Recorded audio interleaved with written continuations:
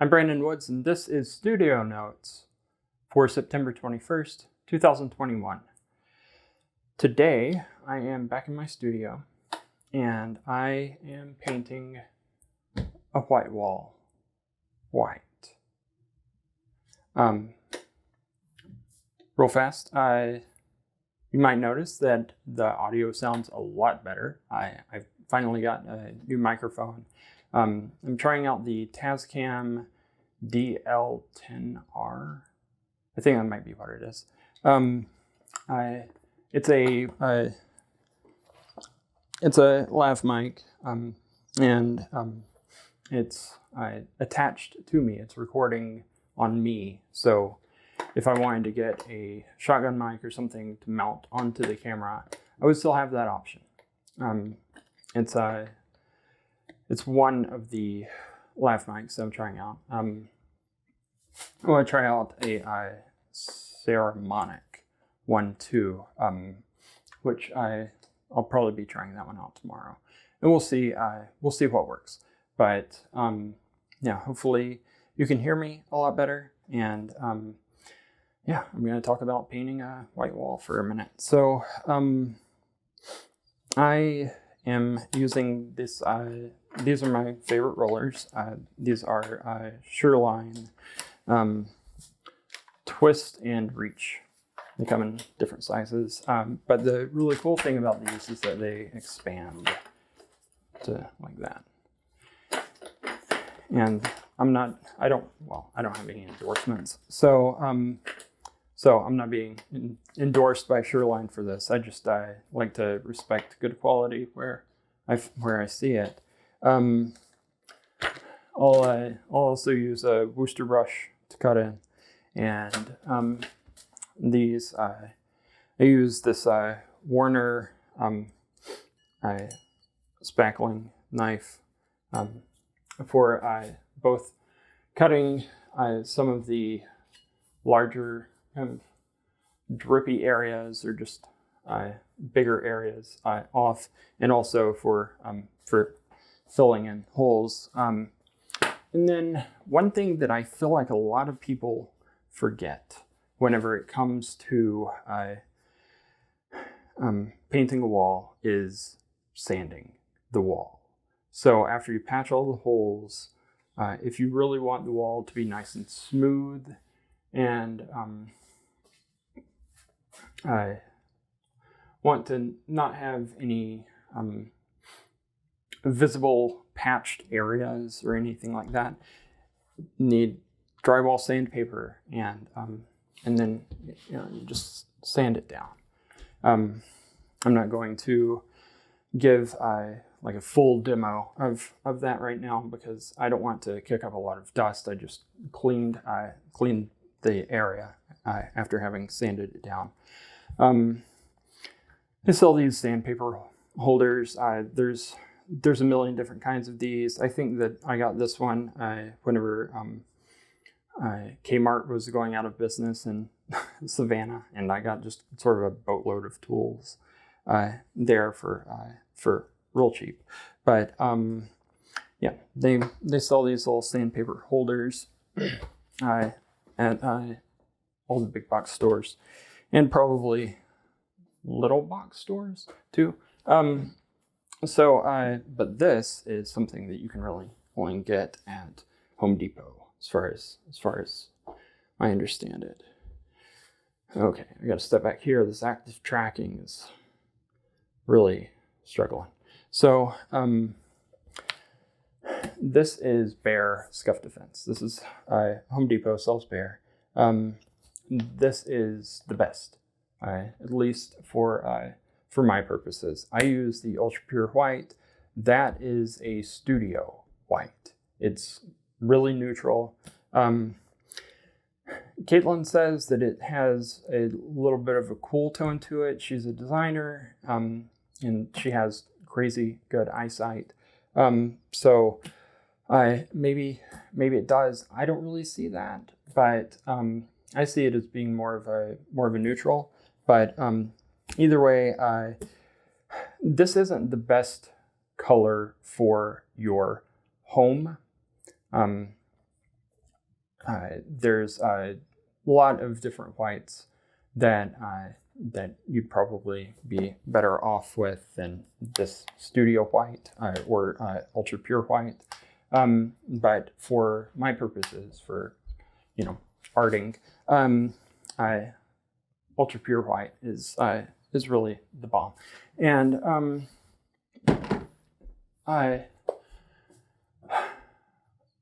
so I have had a lot of thoughts since the video that I made yesterday about sort of that pretension-free guarantee. There's some more things that I'd like to dive into with that, and some other ideas, and just sort of thoughts that I've had over the course of the past day or two. But right now, what I'm thinking about is diving into painting this wall. So that's what I'm going to do, and I'm going to end or pause, I guess, the video there, and we'll be back. It'd be fun if I could make a crazy commercial.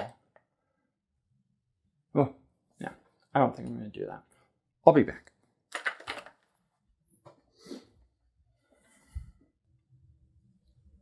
Okay, so now I've put the first coat of paint on the wall. I've gone through, I've cut in everywhere that I need to, and save for a few areas that might need a second coat. I am done, and this wall is ready for me to hang work on it, photograph work, kind of all of that. So that'll be really nice. It's really important, I think, to have a beautiful space in which to work. That's always been one thing that I've done with my art studio space, is almost like turn it into a gallery with pristine walls and things like that, because I'm not sure which philosopher said it.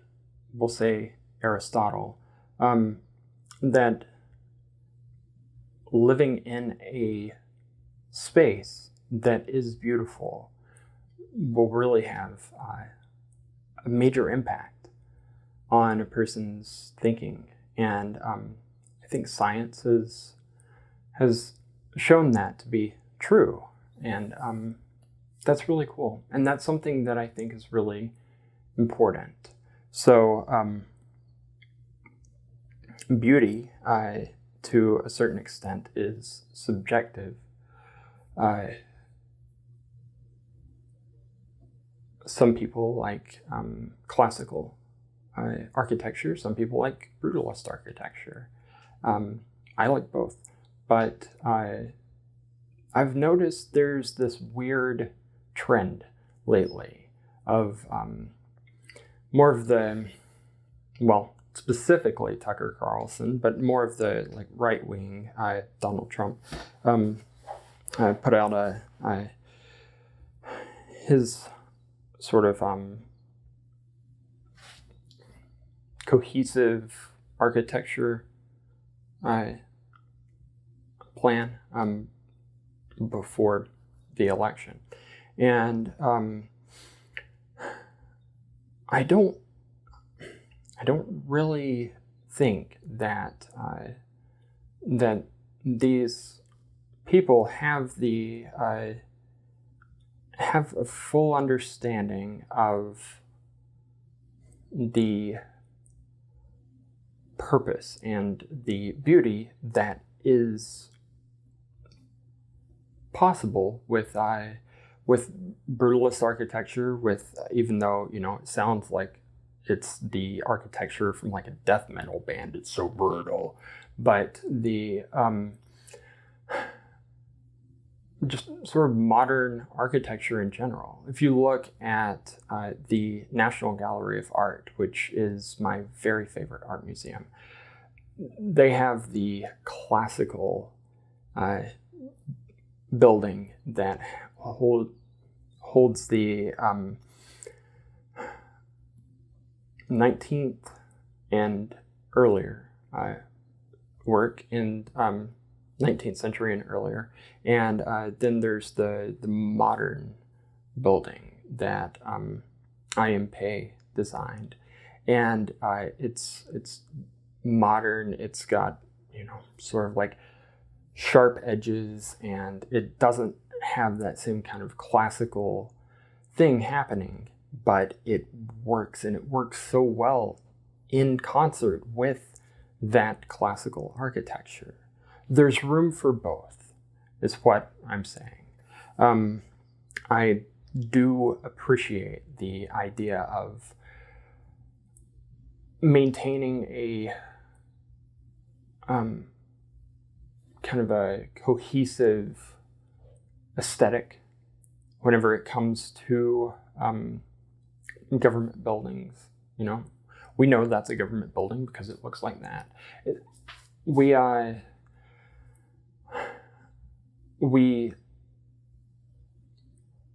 have this kind of cultural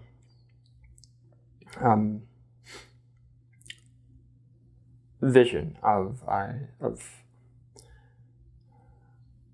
we see government buildings and a lot of banks too as being things that we can trust.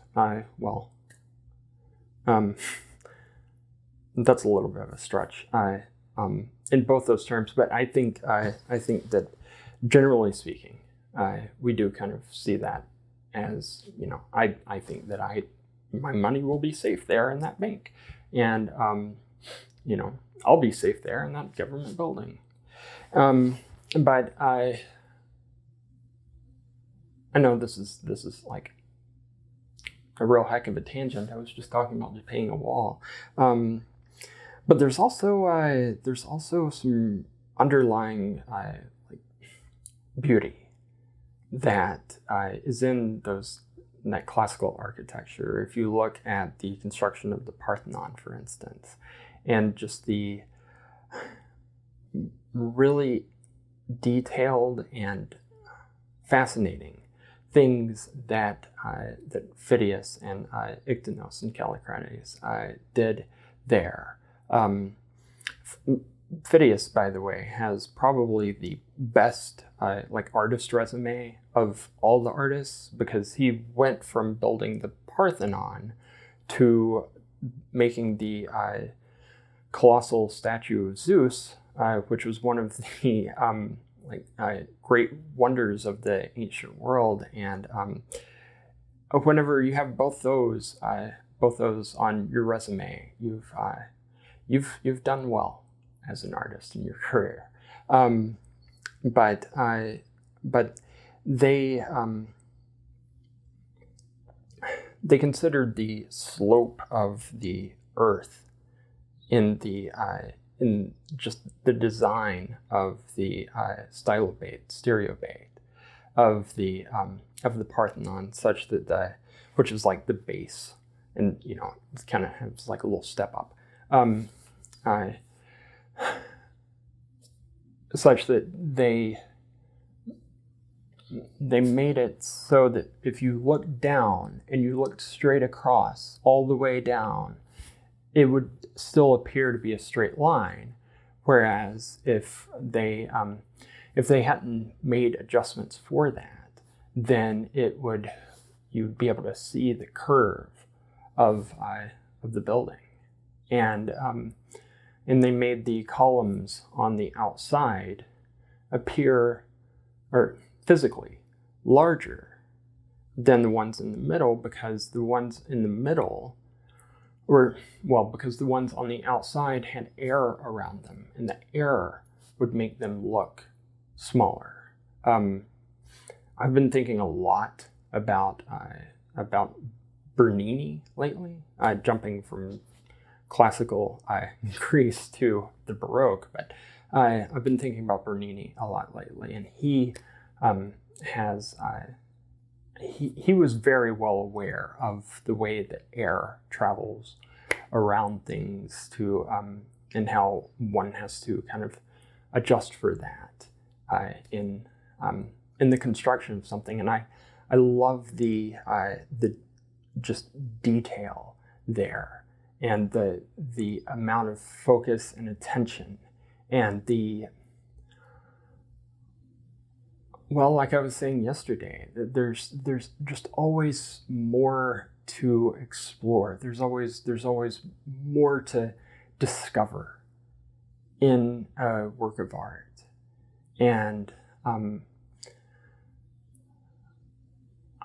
I'm excited to get to keep discovering more about works of great artists, and about my own work too. And I'm excited to be bringing all of you along with me. Yeah.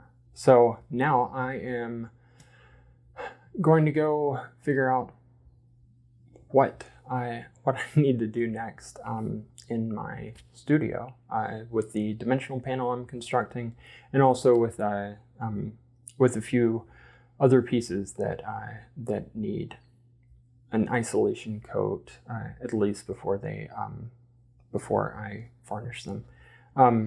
So I'll probably check back in a little while, but until then,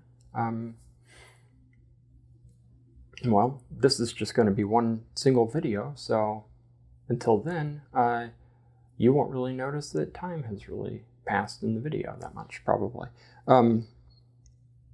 Because it's not like this is just going to be on static for an hour. So we'll be right back. I still have that like idea of like, wacky commercials in my head in between these. No. All right.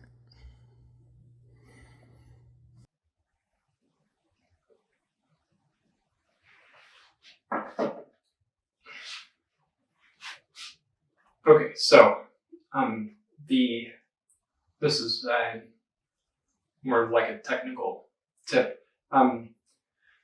The ends of these boards of Baltic birch plywood, or really a lot of different woods, are really thirsty.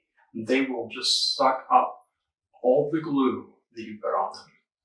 So one thing that I do to combat that, to make sure that there's enough glue in the joint for it to really hold those two boards together really well, is I flood the ends with a mix of this Talenti fudge cookie. No, these gelato jars are just the best. Best for reusing for a million different purposes. But I mix water and wood glue together to make to a consistency that's kind of 2% whole milk, somewhere in there. And then I just paint it on, and that onto the ends of that, and that will that'll flood the end so that it's not so absorbent anymore. And I also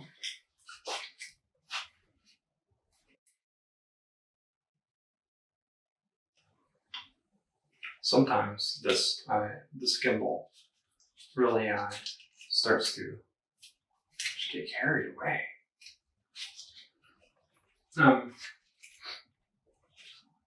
Also, I like to make sure that the ends are nice and smooth. So there's a nice tight joint there too.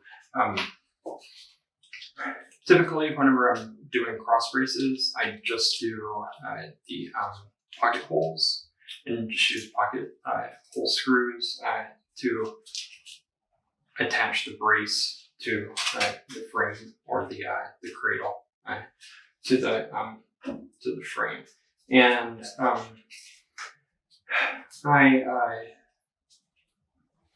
whenever I first cut through these, they're a little rough, and so I need to go through and sand them down.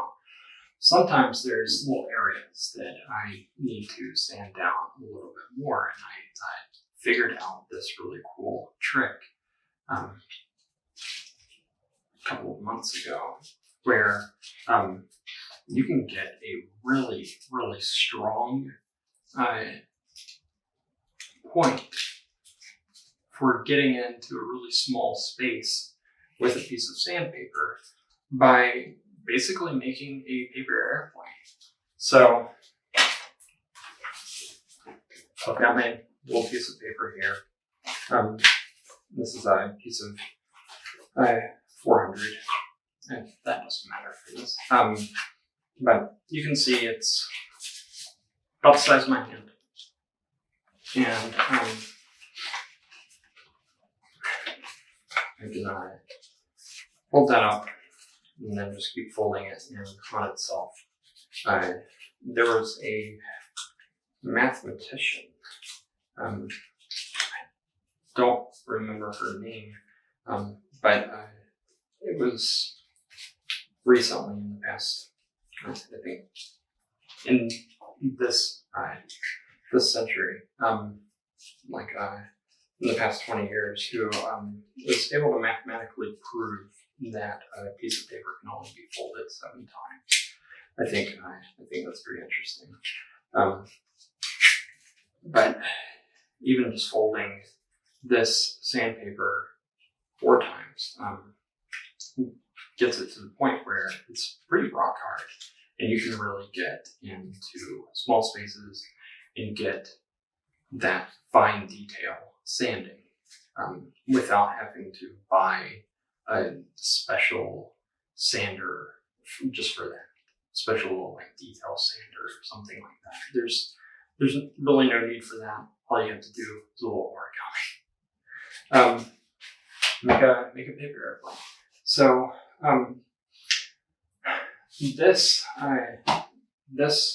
brace, this cross brace, is the pocket holes in this are going in at such an extreme angle that I'm really having a lot of trouble getting them to actually, they're self-driving screws, getting them to actually drive themselves into the wood here. I tried drilling pilot holes too, and that didn't really help.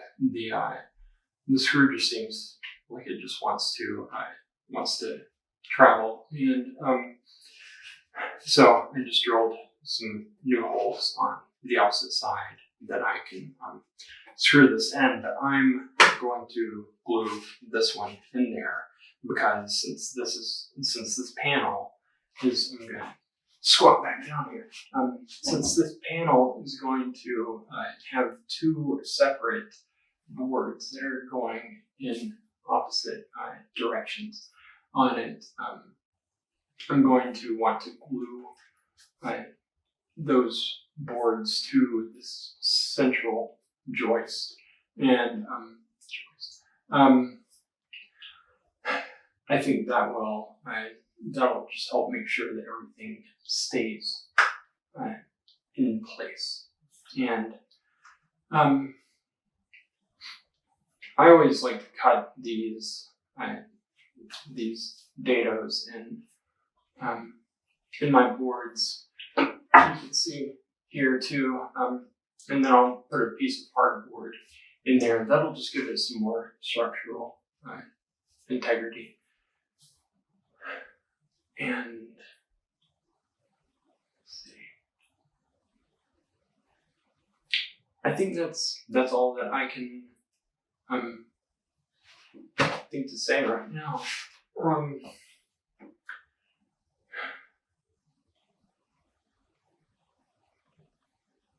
I'm watching this gimbal, just kind of seeing if it's going to be able to handle me moving around here. or if it's really just a little bit too much for it. So I'm going to keep filming, but if it is just a carnival ride, then I'll probably cut this part out. But you guys can watch what I'm doing while I'm gluing this in here, because I want to use these Collins clamps. And these are really cool. They're made in Ohio, it looks like. And you can squeeze them apart by hand. If you got really strong fingers, if you're a climber, you'd probably be able to do it. But better to just use this tool. And these are what I use to clamp my panels together. You see this? These just go here, and then they pull that miter together, so it's nice and tight. The better that a miter fits together, the more the tighter that joint, the stronger it will be. And so if you have a perfect miter, regardless of the degree of the miter, even though it seems like an acute miter would actually be stronger because you just have more surface area there.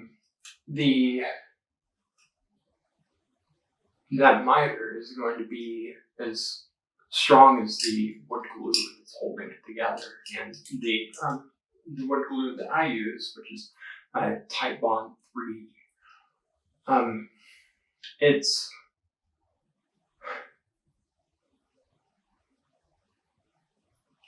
I'm going to say 20,000 psi. So it's stronger than the wood itself. The wood will fail before the joint fails if the joint is properly put together. And I think that is the kind of construction that I want out of my panels. That superhuman, super panel strength, I guess. It's not going to fail. It's not going to just fall apart at some point.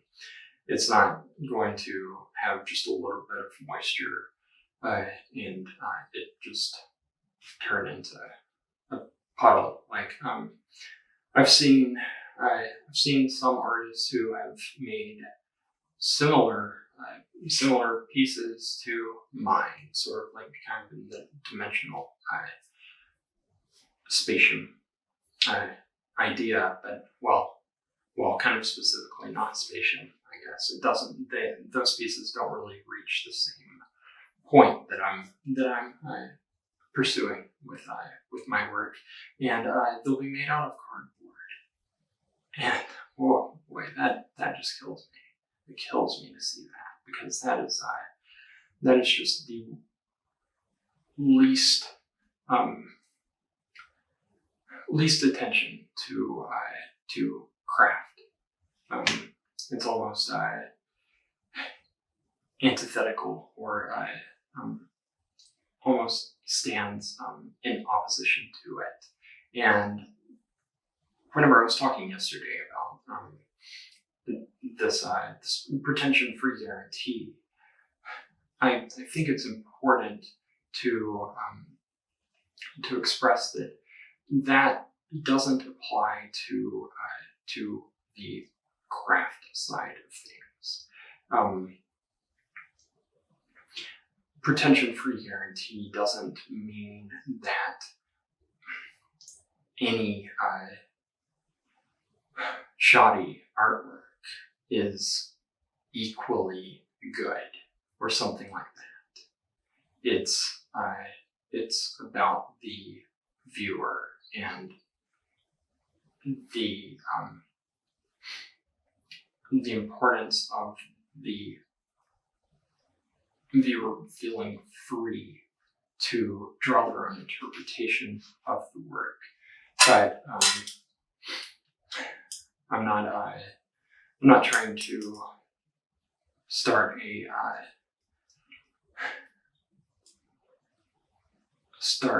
like participation trophy type thing either. I think that artists should absolutely take pride in their work. Viewers and collectors should expect quality in the work that they are spending their time just looking at, let alone that they're spending their money on. Whenever a work of art,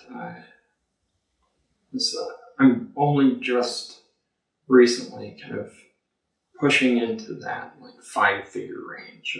I have 2 pieces. One piece, Cordyline, is 10,000, and Ascension is 12. And those are the most expensive pieces that I've created so far. And whenever a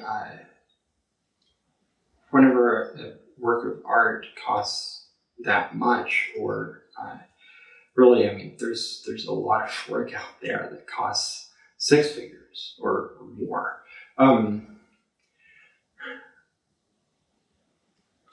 They become, in a way, almost kind of, they're luxury objects. And if you are buying if you buy a really nice purse, or if you buy like a Gucci jacket, the construction of that jacket should be equal to, or really honestly greater than, the cost of it. And so the construction of it, the craftsmanship of it, everything that goes into making it, it should be part of something that you're paying for. Man, I cannot think of a single like other Globe Traveler, the really nice suitcase company. Like they're a great example. Or really like Rolls-Royce. There's a great example. Whenever you buy a Rolls-Royce, I mean the seats are hand sewn. The car pretty much entirely is hand built, and with a really careful eye for detail. And the same should be able to be said of the work that you're putting on your walls. Now, if you can't afford to spend 10,000 or 50,000 or 500,000 or more on a work of art, but you still find that it moves you, that's where it's valuable to look through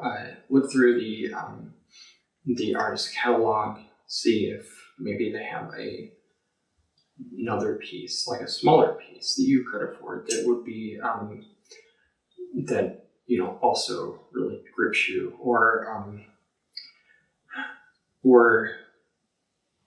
with some of my work, and kind of I'll be releasing more.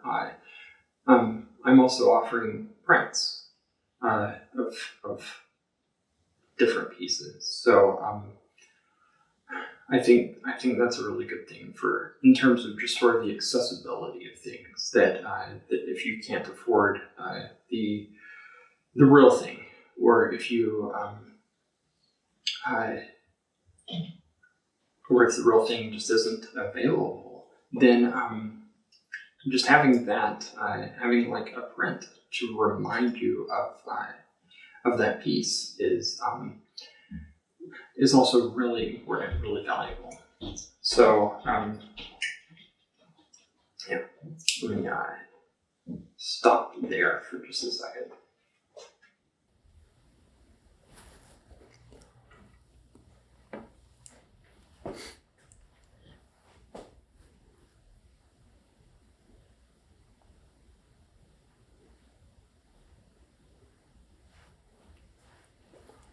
All right, I'm back. So this has had plenty of time to dry now. It's been flooded, and I have no idea what I was talking about earlier. Whenever we ended this, craftsmanship being incredibly important. Rolls-Royce.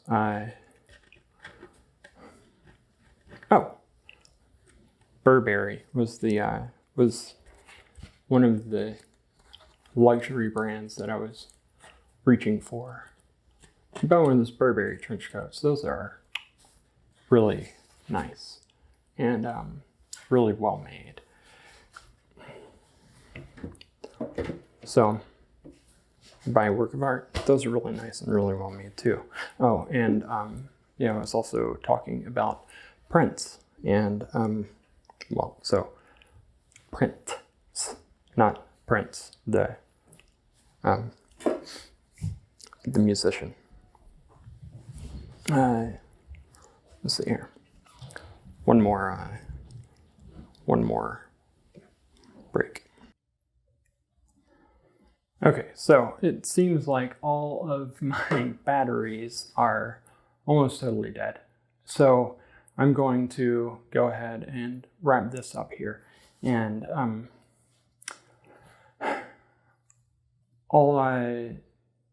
as I'm reviewing all of what I've filmed today, I guess I'll probably have to take notes because I feel like there were a lot of things that I started talking about. And we have, I guess, a lot of ground to cover, maybe. So until next time, I'd like to encourage you to do what you love, make good work. I'll talk to you soon.